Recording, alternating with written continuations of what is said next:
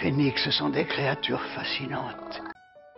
Salut, c'est Sai et aujourd'hui on se retrouve pour un nouvel épisode d'Étranges créatures, consacré cette fois-ci au phénix dans la saga Harry Potter. Décidément, la Chambre des Secrets est à l'honneur depuis quelque temps. D'abord le basilic, puis les lutins de Cornouailles, et même Gilderoy Lockhart, qui, on va pas se mentir, est aussi une étrange créature. Mais si j'ai décidé de vous parler du phénix, c'est parce que ces derniers temps, j'ai été pas mal malade, d'où l'absence de vidéo la semaine dernière. Non, c'est vrai, j'ai été pas mal malade. Oh bah nous on nous a même dit que vous étiez mort, alors... Ah, oui, mais enfin, là, je vais mieux.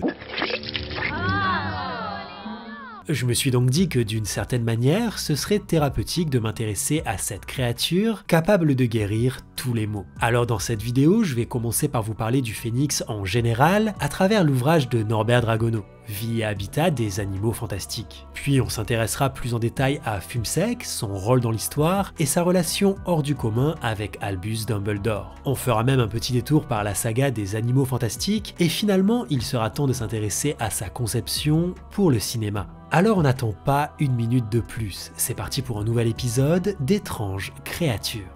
Allez, dépêchons, approchez-vous et on arrête de bavarder. J'ai une bonne surprise pour vous aujourd'hui. Vous serez contents. Suivez-moi. Le phénix est un magnifique oiseau rouge vif de la taille d'un cygne. Il dispose d'une longue queue couleur or, d'un bec doré et de serres dorées. Il a pour habitude de nicher sur les sommets montagneux et on le trouve généralement en Égypte, en Inde et en Chine. Capable de vivre jusqu'à un âge très avancé, il possède aussi la faculté de régénération. Quand son corps commence à fatiguer, il s'enflamme subitement et renaît aussitôt de ses cendres sous la forme d'un poussin. Si certains ont cru pendant longtemps qu'il s'agissait d'une forme poétique de reproduction, comme si chaque phénix donnait naissance à un nouveau phénix, la réalité est en fait bien moins poétique, étant donné que le phénix renaît simplement de son propre cadavre. On pense aujourd'hui qu'il possède un nombre de vies infini. C'est une créature paisible qui semble n'avoir jamais tué qui que ce soit et qui se nourrit exclusivement d'herbes et de végétaux. La classification du ministère de la magie lui a tout de même attribué la note de 4 sur 5. Non pas en raison d'une quelconque agressivité, mais plutôt parce que c'est une créature extrêmement difficile à domestiquer. Alors c'est cela que Dumbledore envoie à son grand défenseur, un oiseau chanteur et un vieux chapeau. Mais le phénix ne se contente pas d'être un oiseau immortel. Non, il peut porter des charges très lourdes, bien plus lourdes que son propre poids. Son chant est magique, il renforce le courage de ceux qui ont le cœur pur et provoque la terreur chez ceux qui ont le cœur mauvais. Et ses larmes possèdent de puissantes propriétés curatives, capables de soigner tous les maux ou presque. Elles ne semblent par exemple pas capables de soigner les victimes pétrifiées par le regard du basilic, mais sont tout de même suffisamment efficaces pour neutraliser le poison contenu dans ses crochets. Et comme si ça ne suffisait pas, le phénix possède aussi un don plus méconnu, celui de disparaître à volonté pour réapparaître n'importe où sur la planète. Une capacité si imprévisible qu'il est impossible pour les sorciers de connaître le nombre exact de phénix dans le monde. Une capacité qui leur permet surtout d'échapper au danger en toutes circonstances.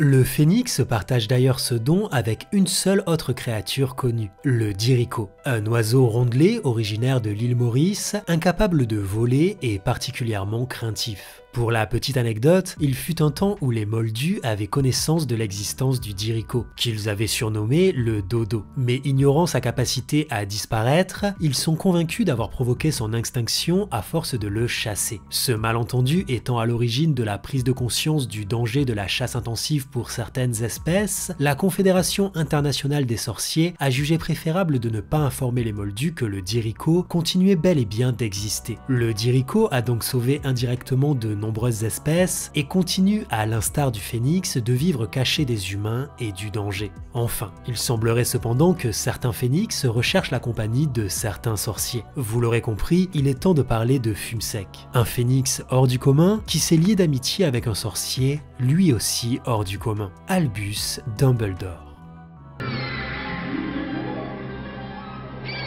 Fumsec.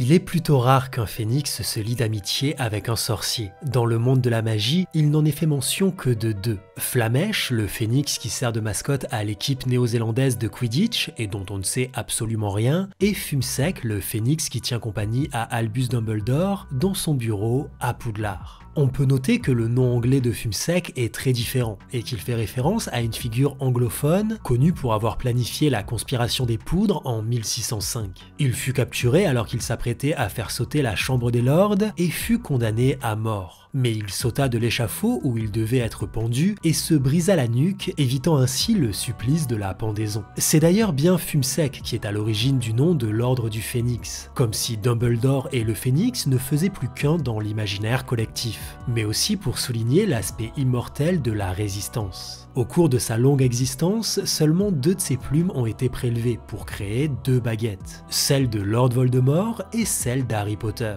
liant ainsi les 2 sorciers avant même qu'ils se rencontrent. Si Fumsec a donc contribué indirectement au pouvoir de ces 2 sorciers, il semble avoir choisi son camp, en mettant absolument toutes ses capacités au service d'Harry Potter.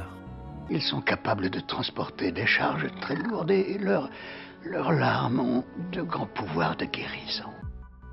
Il est certainement apparu dans la Chambre des Secrets grâce à son pouvoir de téléportation. Son chant a renforcé le courage d'Harry pour affronter le basilic. Il a crevé les yeux de ce dernier avec son bec acéré, ses larmes ont sauvé Harry d'une mort certaine de l'un des poisons les plus virulents au monde, et pour finir, c'est grâce à sa force surnaturelle que Ginny, Harry, Ron et Gilderoy sont sortis de la chambre par la voie des airs. Bien qu'il ait agi par loyauté envers Albus Dumbledore, on peut dire que d'une certaine manière, rien n'aurait été possible sans l'intervention de Fumsec. Car comme je l'ai déjà dit dans l'épisode d'étranges créatures consacré au basilic, c'est bien le venin du basilic qui est à l'origine de la destruction de 5 des 7 Horcruxes de Lord Voldemort, que ce soit en utilisant directement un de ses crochets ou indirectement à l'aide de l'épée de Gryffondor qui ne pouvait pas détruire les Horcruxes avant d'avoir aspiré le venin du basilic. Une épée qui n'aurait jamais atterri dans les mains de Harry sans l'intervention de Fumsec, et donc un basilic qui n'aurait jamais succombé sans l'intervention, encore une fois, de Fumsec. Comme quoi, même une créature aussi paisible soit-elle peut contribuer à changer le cours de l'histoire. Incroyable! On dirait de la magie! Dans Les Animaux Fantastiques, les crimes de Grindelwald, ah oui, alerte spoiler, il y a un timecode qui apparaît en ce moment si vous ne l'avez pas encore vu. Et si vous êtes encore là, j'estime que je peux continuer. Dans Les Animaux Fantastiques, les crimes de Grindelwald, on apprend qu'il existe une légende selon laquelle un phénix sera toujours présent pour aider un Dumbledore qui en aurait besoin. Et cette légende permet à Grindelwald d'annoncer à croyance qu'il est en fait le frère d'Albus Dumbledore et qu'il se nomme Aurelius Dumbledore. Alors de mon côté, je suis persuadé que c'est un mensonge de la part de Grindelwald, pour attiser la haine de croyance à l'égard de Dumbledore. Déjà parce qu'on connaît très bien l'arbre généalogique des Dumbledore et qu'il n'avait jamais été fait mention d'un Aurelius jusqu'à présent. Mais aussi parce que le fait qu'un phénix viendra toujours en aide à un Dumbledore ne signifie pas que tous les phénix n'êtes que les membres de cette famille. Bref, évidemment je peux me tromper et il faudra attendre la suite pour affirmer si c'est une vérité ou un mensonge. Il y a une légende dans ta famille qu'un phénix viendra à l'aide d'un de ses membres dans un extrême besoin.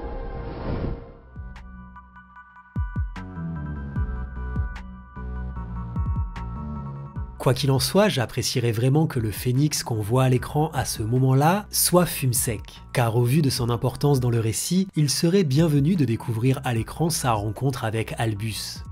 Dans le livre Harry Potter et le prince de Sang-Mêlé, suite à la mort d'Albus, Fumsec quitte son perchoir pour aller chanter dans le parc de l'école. Les élèves entendront sa longue lamentation durant toute une journée. Puis, le parc redeviendra subitement silencieux, annonçant le départ du phénix qu'on ne reverra plus jamais. Le destin de Dumbledore était lié à celui de Fumsec. Mais contrairement à ce dernier, Albus n'était pas éternel, et Fumsec n'avait donc plus rien à faire à Poudlard. Il est peut-être reparti en Inde, en Chine ou en Égypte, qui sait, en tout cas loin des querelles des sorciers, pour poursuivre une vie paisible avec le souvenir d'un ami qui l'aura accompagné durant une brève portion de sa trop longue existence.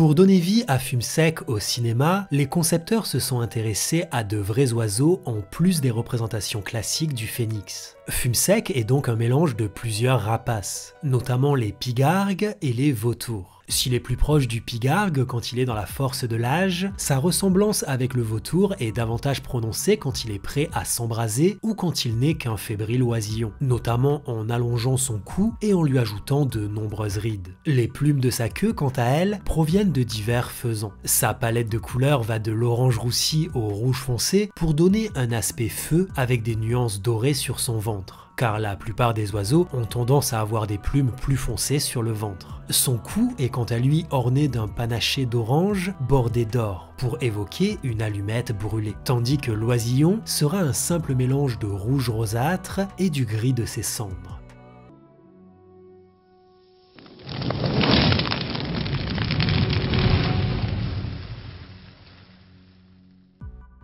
Pour le film Harry Potter et la Chambre des Secrets, il existe deux Fume Sec, un animatronique et une version numérique. L'animatronique est capable de bouger sur son perchoir, de réagir face à d'autres personnages, de déployer ses ailes et même de verser quelques larmes. C'est Richard Harris, le premier interprète d'Albus Dumbledore, qui offrit le plus beau des compliments au concepteur. Car en entrant dans le bureau du directeur et en découvrant l'animatronique pour la première fois, il fut surpris d'apprendre que ce n'était pas un véritable oiseau qui se trouvait juste en face de lui. Et contrairement à la plupart des créatures de la saga, la version numérique de Fume Sec n'est pas un simple scan de sa maquette, mais un mélange de dessins et de véritables oiseaux filmés en mouvement, tels que l'urubu à tête rouge et le hara bleu. Il a pris feu tout à coup. Le moment était venu. Il n'était pas bien ces derniers temps. Dommage que tu l'aies vu le jour de sa combustion. La version numérique a principalement été utilisée pour les scènes de vol, mais à l'époque, il était très compliqué de créer des plumes numériques crédibles. Et ce fut donc un travail de longue haleine pour que l'animatronique et la version numérique soient identiques. L'animatronique sur son perchoir servit exclusivement dans Harry Potter et la Chambre des Secrets, car dans tous les autres films, c'est uniquement la version numérique qui est montrée à l'écran. Je ne sais pas si l'animatronique est exposé quelque part, mais c'est clairement le genre de maquette que je rêverais de pouvoir admirer en détail. Quoi qu'il en soit, et encore une fois, un travail formidable de la part des concepteurs. Et oui, je sais que je me répète et certains pourraient dire que je radote. Mais plus j'en apprends sur la conception de ces créatures, et plus je suis admiratif du travail de ces gens qui ont contribué à amener le monde de la magie jusqu'aux frontières du réel.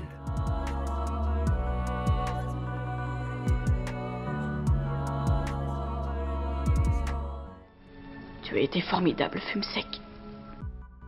Ça m'a fait du bien de parler du phénix pour reprendre les vidéos. Au moment où j'écris ces lignes, je suis positif au Covid, donc je viens de passer une semaine pas très cool, mais là je suis dans la deuxième semaine et ça va déjà nettement mieux. Un grand merci à celles et ceux d'entre vous qui m'ont soutenu sur les réseaux sociaux. On peut dire qu'en quelque sorte, vos nombreux messages ont eu le même effet que les larmes de Fume Sec. Non, parce que j'ai été pas mal malade. En tout cas, j'espère que cette vidéo vous a plu. Si c'est le cas, n'hésitez pas à me le dire dans les commentaires. Et comme d'habitude, merci de penser au pouce bleu et au partage, ça m'aide énormément. Si ce n'est pas déjà fait, pensez à vous abonner et à activer la cloche, c'est très important. Et si vous souhaitez soutenir la chaîne financièrement, eh bien vous trouverez mon Tipeee et mon Utip dans la description. Sur ce, moi je vous laisse et je vous dis à très vite pour de nouvelles vidéos. Professeur, monsieur, votre oiseau, je n'ai rien pu faire,